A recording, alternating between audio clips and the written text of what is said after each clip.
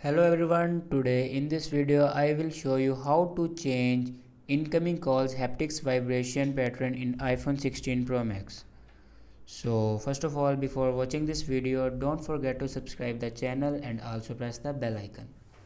So let's start the video. First of all, open settings and then click on sounds and haptics, and after that click on ringtone and then click on haptics, and here you can change your incoming call haptics vibration, and here you can select ascent, alert, heartbeat, quick, rapid, SOS, and you can select anyone.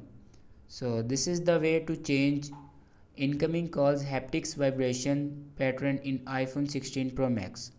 Thanks for watching this video.